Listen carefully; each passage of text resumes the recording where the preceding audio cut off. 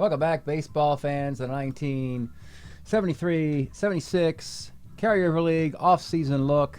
And tonight we're going to dig into the Carryon Players. 12 players who are coming back from each team. We already have looked at the carousel. Every team has decided on 4 guys they want to keep, waive, and retire. We have those individual lists. 4 players per team to be kept, 2 players per team to be put on waivers, and 2 players per team to retire. So the question is, what about the 12 guys who are coming back? The 12 players carrying on to next year. The question is there a way we can improve those cards? To do so in the draft, you would basically just replace the card as a draft pick. What it means is that every time you do that, by the end of the draft, you'll be that many players short. So if you replace a carry-on player with a better card of his in the 4-year timeline, you do it once, you've got a 19-man roster at the end of the draft, and then you have to go into free agency to fill out your roster.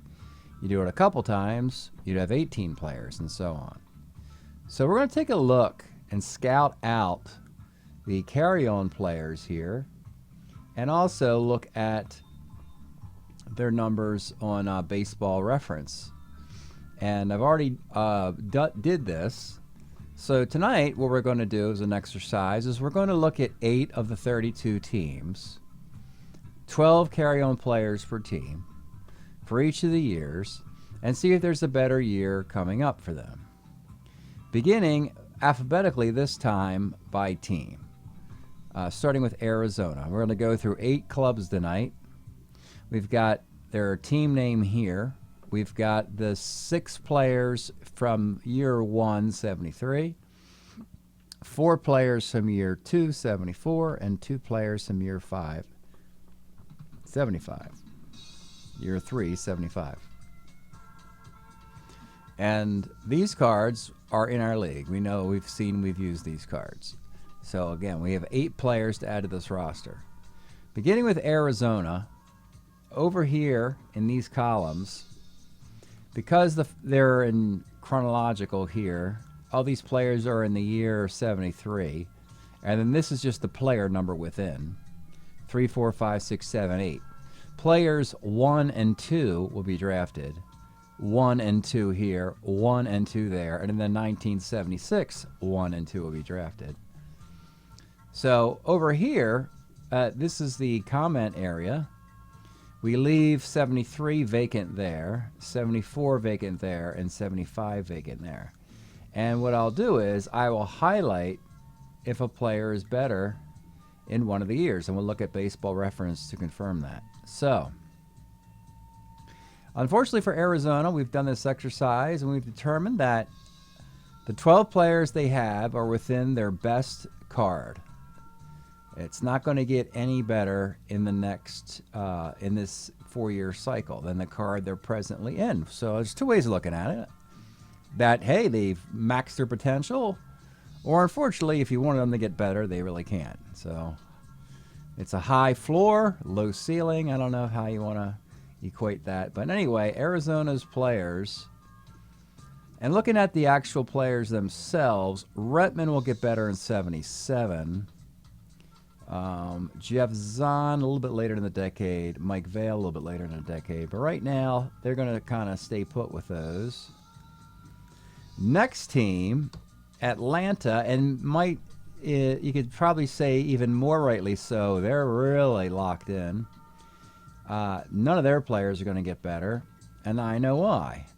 Because in 1973, Hank Aaron, Darrell Evans, and Davey Johnson all hit 40 home runs. Tepedino hits 304.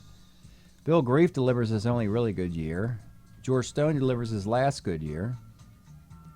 In the year of 74, Ralph Garr wins a batting title. Buzz Capra and Tom House have their best years. Phil Niekro has the lowest ERA of the decade.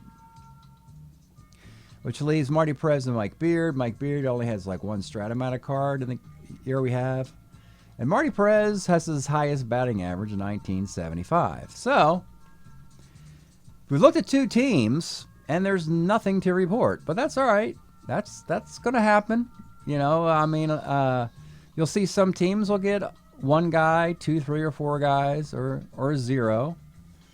But it's all good information. Instead of wasting a lot of time trying to find an improved player within your lot, you could do this step now and save yourself a lot of time during the draft. Next team is Baltimore. And we got some guys. We'll get to those guys in a second. I want to talk about some of the other guys. Bumbrie's in a Rookie of the Year of 73. Kenny Singleton's 73 with Montreal is fantastic. He doesn't have a better year in Baltimore until 77. Grant Jackson's best year in Baltimore is 73. Palmer's got a Cy Young in 73, and he's got more Cy Youngs coming up. So I don't know why you'd want to swap different Cy Young cards. In 74, Blair's last good offensive year. Brooksy's last good offensive year. Bobby Grich, last good year in Baltimore. And the rookies in 75, DeCinces and Miller, don't get any better. They slightly regress. Which leaves 2 players, the first of which is Mark Belanger's magical bicentennial of 1976. And I actually was fortunate enough to follow this growing up as an Orioles fan. And little old Mark Belanger was flirting with 300 back in early May. I mean, we're talking about a lifetime 220 hitter or so. He was hitting 300 in May. By the All-Star break, he was hitting 280, and then he finished the year hitting 270. But Mark Belanger's highest batting average of his career in 1976. So Baltimore would be smart to swap that card and get it for 4 years. You go from one of the worst hitting shortstops ever to an all-around outstanding defensive shortstop who can hit a little bit. So Baltimore will probably do that because their offense is always challenged. And also Wayne Garland, he wins 20 games. You come up through the Baltimore farm system, at a certain point you'll probably win 20 games one of the years. Mike Torres did it in 75 as a trade, free agent. And then Wayne Garland did it in 76. He's still good in the bullpen in 74, however, so that you may not need to. You don't really have to make him a 20-game winner. That's how good Baltimore usually is with their pitching. All right, next team. The Red Sox found a couple guys. Tommy Harper's getting up there in years. Yastrzemski won't have a better year until 77 when it's 28 home runs. Spaceman's in his best card. Moret's 75 year with Boston. He's got a great one-loss record, but it's actually worse than 73 statistically. I almost put Dwight Evans here. Interesting. In 75, his homers go up, but his average goes down. In 76, both categories go down, but he wins a Gold Glove, so it'll turn into a 1. But I think he already is a 1 in 74. Might be wrong. And of course, we know Cooper and Lynn are in their best years. It's the 76 Rick Burleson where he's got the combination of a great glove and a great bat. 74 great bat, 75 great glove, 76 both. Rick Miller also gets his batting average up to a high point in 1976, though I think they'd rather just add Jim Rice to the roster and call it good and go with Jim Rice, Fred Lynn, and Dwight Evans, and Rick Miller can look for work. It's probably what will happen, but hey, maybe they should trade him and tell the tradee, hey, look, he gets better in 76. So, next up, the Expos. Surprised to get a couple guys who are older by their after 30th birthday, find them getting better. Bob Bailey already has a 880 OPS, and in 76 it goes up to 888. But it's less plate appearances. He's with the Reds, and he's a pinch hitter for them, and he's hitting 300 or 298 or something. So smaller sample size, great amount of damage. Might want to stick with what you have, but the beauty is once the card runs out, you can just move in a 76 or just use the card you have. Ron Fairley hits 375. So you take a 288 hitter, turn him into a 300 hitter in 75. Otherwise, Ron Hunt is in his best year. He'll be out of the game by 74. Ranko's only going downhill after this great year he has. Same with Bob Reynolds. Steve Rogers, you have to wait till 77. He has the incredible 73 season, and then he kind of struggles a little bit until he finds his footing in 77 with a really nice performance. Jorgensen's out of this world in 74. Same with Stanton, McNally, Dale Murray. Gary Carter regresses in 76, as does Jerry White. So just a couple guys for the Expos. Next up, the California Angels. Darren Johnson's getting older. Rudy Meoli never gets any better. Paul Shaw's in his highest on-base card. Scheinblum's got his highest batting average, as is Bobby Valentine. George Mitterwald, who they traded for, has 16 homers in 73. You're not going to get better than that.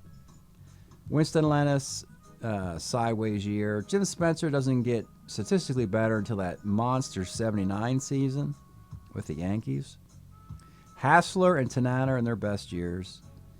Don Baylor won't get statistically better until his MVP season of 1979, which leaves one guy. Mickey Rivers has a dynamite 75 card leading the American League in stolen bases.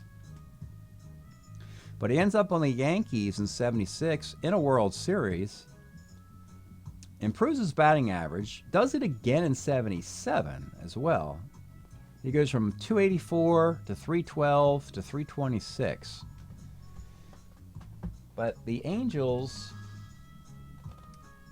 they probably aren't going to have the rights, be able to keep the rights to him for the Yankee tenure. He'll probably get him. We'll get him to the Yankees. But they could probably steal a year from the Yankees. I've had that happen before. Teams holding on to a guy for one extra year. That's fine. Unless you're Joe Morgan. But if you're a non-Hall of Famer like Mickey Rivers, it's okay to go an extra year with the Angels. Plus, they really need all the help they can get. All right, we got two more teams to do tonight. The Cubs. Oh, and I think of all of the improvees, we've got some significance here. Looking at the Kessinger is like a sideways move all the time. Doesn't get better or worse. Dellenser's in his best batting average. So Ray Burris, he's right now, he's the closer. And why is he the closer? Because the Cubs have had too many right-handed pitchers. Last year was Fergie Jenkins and Burt Hooton and Rick Russell. You can only have three. Well, they traded Hooton in the offseason, so they could theoretically take Burris out of the bullpen and get him to pitch on 3 days rest. But even better move is that Doug Rowell. His 73 card is okay, very mediocre. But in 75, he can pitch on 3 days rest. A really outstanding card. And that would be a huge boost to the Cubs for the left-handed starting pitcher on their team to be outstanding. That hasn't happened since they got rid of Kenny Holtzman, I guess. Yeah, Doug Rowell, stolen out of the Dodgers system. Dodgers were sitting on Tommy John, Claudius Seed, and Jim Brewer too long. But that's the move to make if you really want to sneak by the Reds, Pirates in that division. If the Cubs really have serious playoff hopes, they got to make a move like that. And then the next player as well, Bill Madlock. He'll lead the league in hitting in 1975 with a .354 average, one of the highest batting averages in the National League in this timeline. So that would be a smart thing for them to do. Unfortunately for the Cubs, they still have Ron Santo and Bill Madlock fighting for playing time at third base. Last year, Santo was flexible enough to play a little bit of shortstop and second. He does not have that option moving forward, though. So he's stuck at third. Madlock's mostly stuck at DH for the following season. with other DHs on the roster already, like an Andre Thornton and like a Carmen Fan Zone. But heck, you go with Madlock with a batting title and let those other DHs go by the wayside there. All right, final team of the night, the other team from Chicago, the Chi Sox. Interesting decision to make on the first player here, Buddy Bradford. So in 73, he crushes left-handed pitching. Actually, no. In 73, he crushes right-handed pitching. He can't hit left-handed pitching. In 74, his batting average statistically goes from 238 to 328. But it's all against left-handed pitching. He can't hit righties.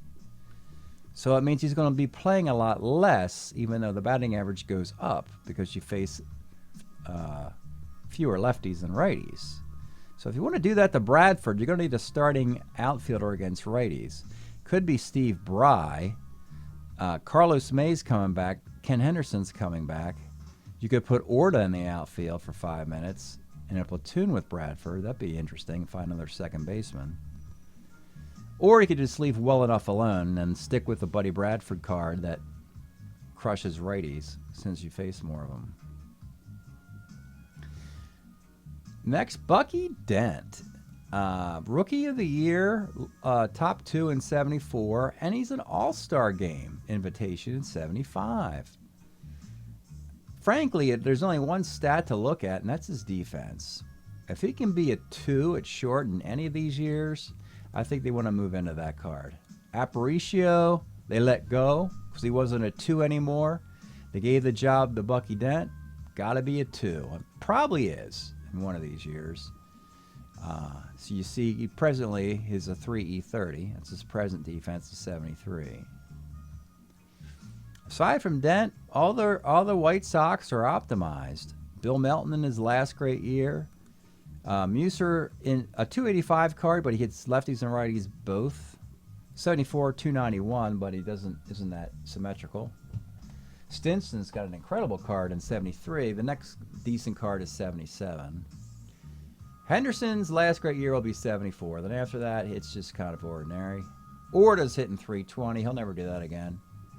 Mike Garman's ERA is right around 2, and Bart Johnson's career will come to a close pretty soon after 74. Brian Downing, it'll take him a while until he gets the batting average up. He's always got the walks. Great on base machine, Brian Downing, but the batting average is going to be in the 240s, 250s until that magical year of 79. And of course, Gossage,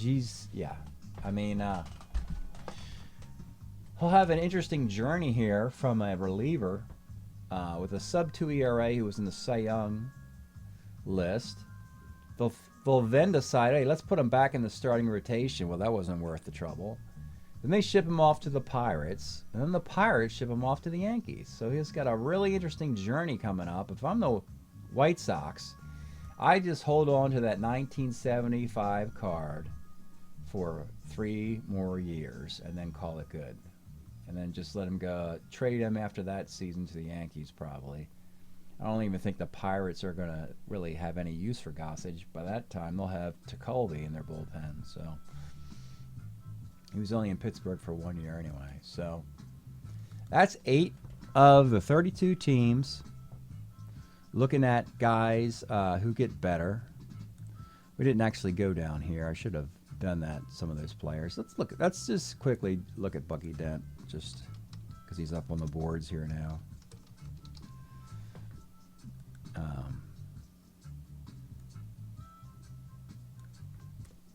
We don't have defense here, but you see, second in Rookie of the Year in 74, All-Star 75. Batting average is much better than in 73. He slugs 347, which is pretty good. 662 OPS. He won't improve on that until 1980-81, his best years in New York. And then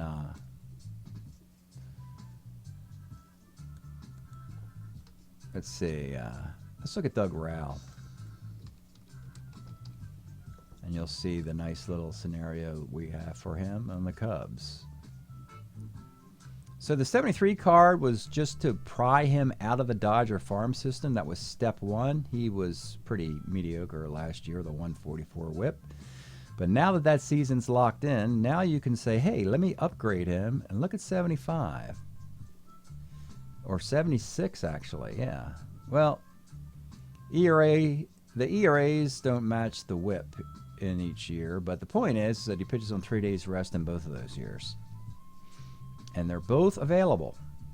So that would be a really good scenario. And the same with Burris. You could improve as many guys as you want. Now, obviously, if the Cubs improved Burris, Rao, and Madlock, they'd have 17 guys on the roster. And then they'd have to look on the street for 3 more guys to fill out their roster. And you would hope those 3 players would be like backup catcher, utility infielder, and swingman, long reliever. Because, you know, the 3 least important, or corner outfielder, 3 least important spots. So here's Burris, 76. This is the year we're looking at. A 128 whip. That's the best whip he'll have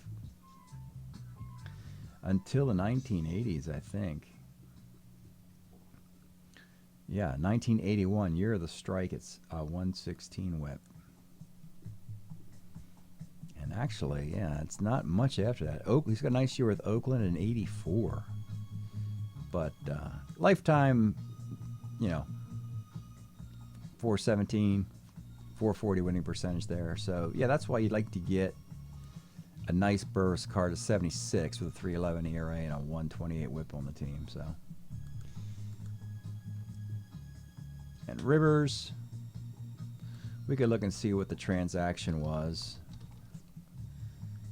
How did he end up with the Yankees? Was it free agency? I don't duplicate free agency. I try and create trades, but because I know what the result of the trades are on this, I would make it different based on the players I have available.